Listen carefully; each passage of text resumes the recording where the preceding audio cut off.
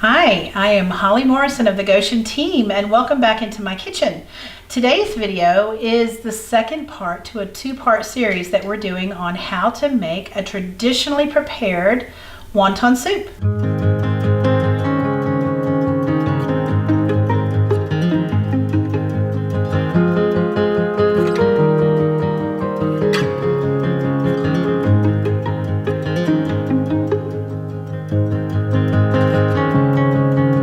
Let's jump right in. So we're going to start with clean water that came through my Berkey water filter and some gelatin. And this is a grass-fed gelatin. Great product, great price. And it's available, which is nice. They actually have a 1.5 pound can and a 3 pound can, which is great. So we're going to get some clean water in this bowl, and I recommend using a shallow bowl or even a saucer. That works best. And you're going to pour in about a half a cup of clean water. And what we're doing now is we are blooming the gelatin. This is a very necessary step. You cannot skip this step. And we're taking a portion for this particular one is 1.5 scoops for one serving. And I'm only going to make one serving of this wonton soup for my almost 17-year-old who is going to be very happy I'm making it for him. And you're just sprinkling it right on top.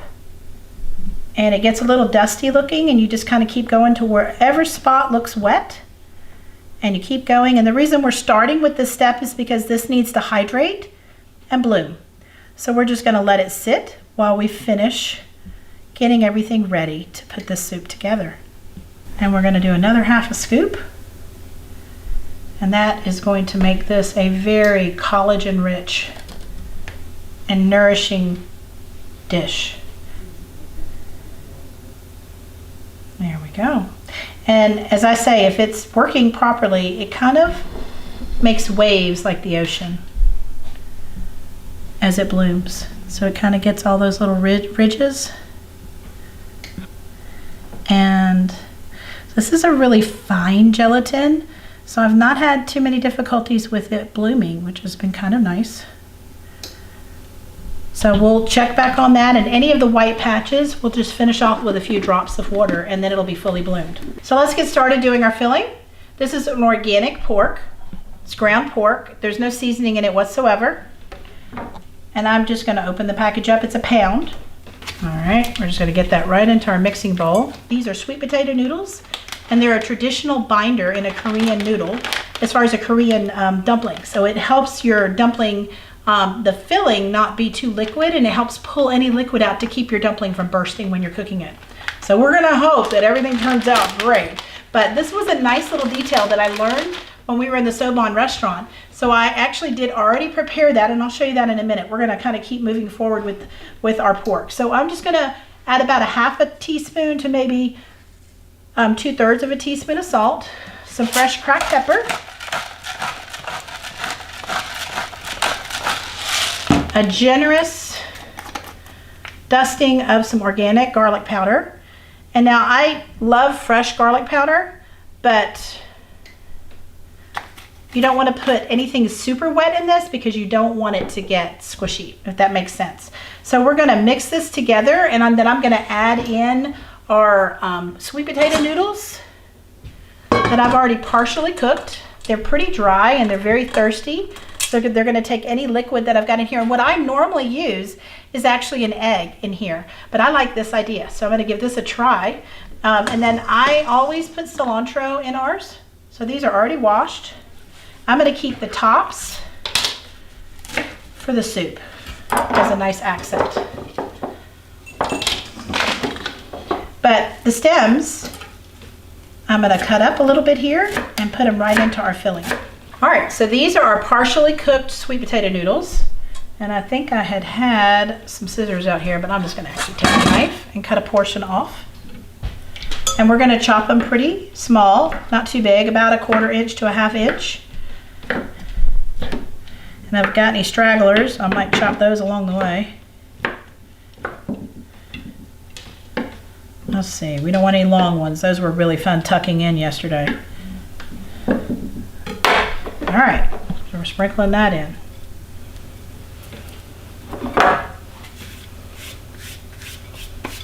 Perfect. All right, so let's mix this together.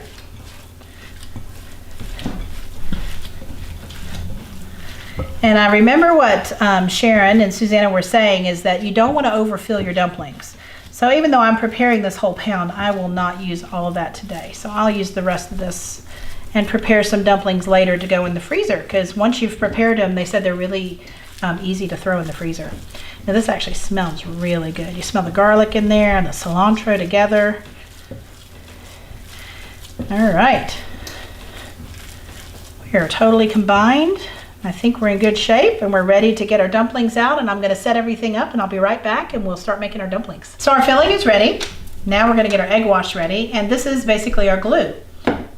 So we're going to put this in a bowl and we're going to whisk it.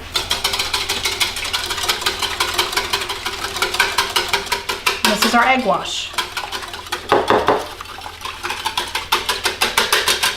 There we go. Put that out of our way over here. And our nifty little paintbrush. Okay, so I happen to be surrounded by Asian markets. I have no trouble getting these lovely little round wrappers. And as we learned yesterday, that you want to put the dust side down. So we're going to line them up here. Now we do have some that I picked up at Whole Foods. They're not organic. I think the ingredient list is almost exactly the same, but they're not round, they're square. And I'm going to tinker with them in a minute and see if I can make some, because I've never made a traditionally prepared dumpling until this week. So, all right, let's jump in. We're going to put these flour side down. And it's typically you put 6 per serving. So what we're going to do is we're going to go ahead and put our glue on.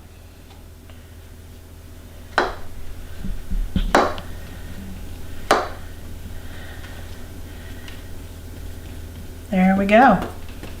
And now we're going to pick them up. We're going to put our filling in. And the key here is not too much filling. Now I might find that might be too little, but I think it's going to be just right. We're sealing it and pressing it really hard. I'm glad I got these from the Asian market. And then we're going to put the half moon towards me, and we're going to put a little glue on the edge, and then we just pinch it together. Just like that. That looks pretty impressive. Sharon, you and Susanna, y'all are the best teachers ever. So a little more filling here. Oh my goodness, I love the smell of cilantro in my kitchen. Just makes me happy. Oh, I love these little sweet potato noodles. They are going to do wonders for keeping my filling from wanting to gush out. Because that's what happens is your filling, it gets warm pretty quick. Put a little more of my glue there. It can just kind of want to break open.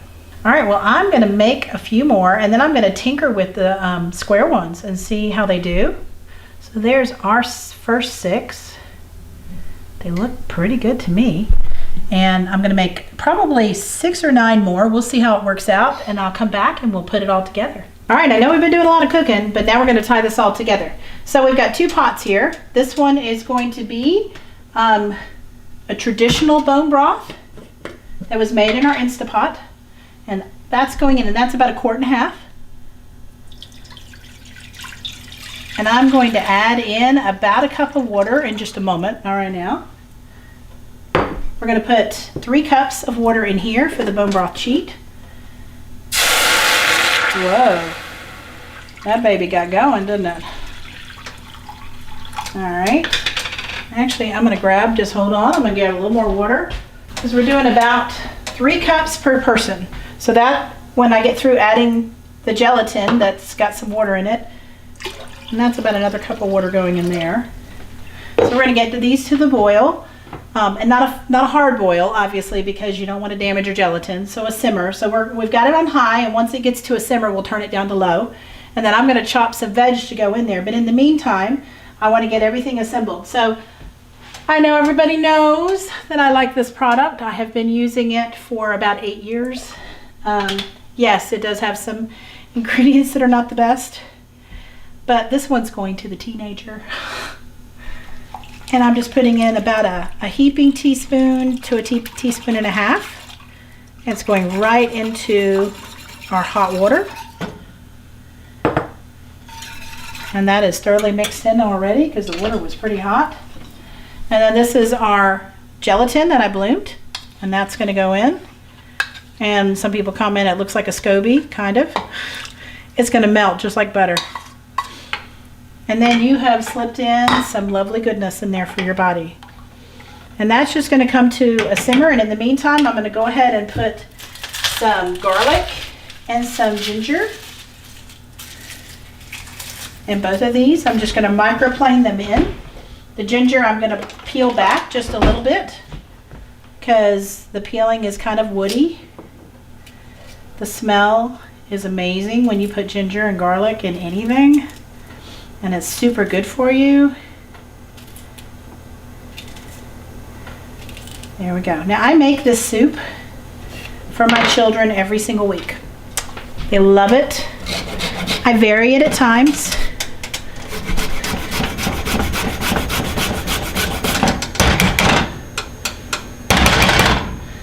Alright, and then I'm going to peel this down and put, that's 2 servings, that's going to be over there. And that's really probably more than 2 servings. It's 2 hearty men's servings.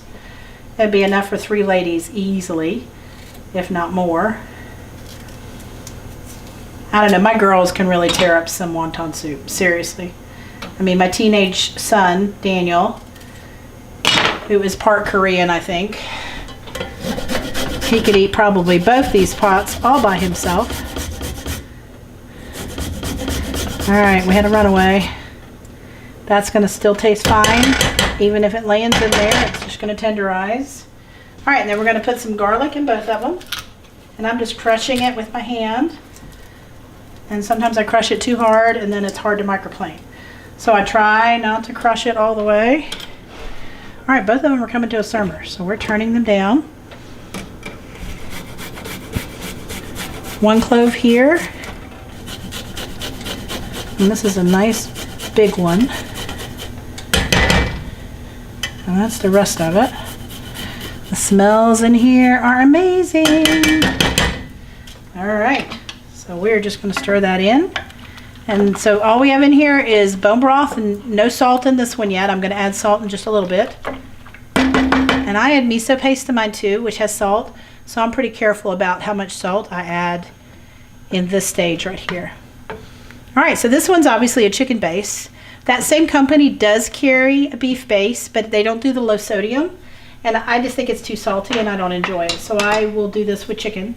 And then of course, the beef bone broth back here is completely homemade that I made here from some grass-fed beef bones. So these are on a low simmer. And then I'm gonna go and prep a few vegetables that are gonna go in and tenderize. And then I'm gonna turn the heat up and put our dumplings in, let them cook. And then we're gonna put this all in a bowl and enjoy it. So these are the veg that I like to put in my wonton soup. So my kids love Napa cabbage. This has already been washed. And I'm just making this easy for me. I chop and I do things real simple just to make it easy to cook, easy to clean up, and easy to get her done. So not putting a ton in there. That's going to go in this bowl and it's just going into that simmering broth over there. We've got some green onions that are going to go actually on top. So I'm just going to trim the tops off right there. I'll use that in some bone broth later. These have all been washed. And these are just going to be sprinkled on top when we're done, along with some julienne seaweed. Okay, and then the whites. See if we can get those ends to all come off at the same time. Wouldn't that be thoughtful? There we go. We'll save that for bone broth. My veggie scrap bag. And I'm just cutting the white halfway, so basically half mooning these. All right, and then we're just going to do a very thin chop. These are going into the simmering broth. And then I do not waste my cilantro bottoms, the stems. I put them in the broth too, but I chop them very fine. And they just add such a nice green color because some of the greens are still down in there. And you can certainly harvest all those. I like to put fresh cilantro greens in my actual bowl when we serve. These are just some oyster mushrooms. Aren't they pretty? Got these from the Asian market. And actually, I watched a YouTube video. Don't we all watch YouTube videos? And the proper way to do oyster mushrooms is not really to chop them, but to actually pull them apart. I mean, it almost looks like chicken, right? Isn't that something? So you're just pulling them apart, making little pieces, and that's actually going into our simmering broth. All right, I think that is probably enough mushrooms. So that's all the lovely. They're gonna get a light simmer, and then we'll add in our dumplings and let them cook. All right, so we're gonna add about 1/3 of the mushrooms into the smaller pot, because that's only one portion. And then the rest is going back here. All right, and then we've got cilantro stems with a few cilantro greens, and then the rest is going back here. And some green onions, just trying to do it evenly. Normally I'm not doing these 2 different pots at the same time, but I just wanted to give you that variation so that you can do a bone broth cheat when you're making your wonton soup. All right, we're gonna turn that up to a medium high and let these get kind of rumbling. Once it gets kind of, like as soon as we get a good simmer going, about a minute in, I'm gonna go ahead and drop our dumplings in. They will not take long. Our veg, the cabbage, will take just a tiny bit longer than the noodles, so I wanna make sure they've kind of got their little bit of rawness gone. So this one's already at a simmer, so we're gonna go ahead and put some noodles in that one. We're gonna put 6 in. 1, 2, 3, 4, 5, 6. And obviously this has pork in it, so we're gonna be sure that's thoroughly cooked. All right, so this one has come to a boil now, so we're putting our dumplings in.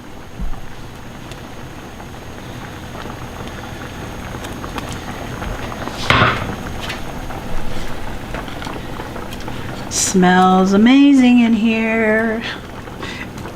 Can't wait for supper. So my kids love red miso paste. I actually got this at the Asian market, which is nice. But you can get it at Whole Foods. You can get it online. And what we do is we paint the bowl with a couple of paintings of miso. Now this one's a little more coarse than the one I use, but I just wanted to try out what they had there. And we're making 3 servings, but I'm gonna use both of these bowls, and then what's left we'll just put in a different bowl. And this is gonna add a little bit of salt. So you wanna just adjust your salt accordingly. I will add fresh cilantro to the bowl. I'm gonna go in and chop that real quick. And then I always put in, where'd I put it? There we go, black sesame seeds. So I put these in now, just because if I don't, I forget. And they're really pretty, really add a lot of nutrition, flavor, etc. So we're gonna bring these with us over to the stove because we're gonna go ahead and plate our wonton soup. All right, so this one's completely done. I'm about to put it in the bowl. This one just needs me to add a little bit more salt. That's about 1/4 teaspoon. That's about another 1/4 teaspoon. I've already cut into one of the dumplings just to be sure it was all the way done. It's pork. Pork turns white when it's completely done. And we tasted it. I tasted it. It was ridiculously delicious. So now what we're gonna do is ladle all this in. My children feel loved by their mother when they get this dish. And like I said, they get it once a week. I'm just pouring in. This is the one with the bone broth cheat. You will never know it is a bone broth cheat when you taste that. I promise you. Now, we're going to sprinkle this with a little bit of green onion. And then we're going to chop up, if you'll just wait 1 minute, a little bit of seaweed on top. And then we're just going to use my sharp little shears. And we're just going to chop. Oh my goodness, that's such a nice sound. These little julienne, and this is actually a raw seaweed, so that just adds even more nutrition. Well, that is how you make wonton soup with bone broth and bone broth cheat with traditionally prepared Korean dumplings. We're gonna sit down and dive into these lovely bowls of soup. Thank you for joining us. Please give us a thumbs up if you like our video. Please hit the sub button. Please hit the share button. And definitely give us some comments. Tell us how this worked out for you in your house. Thank you for joining us. God bless you.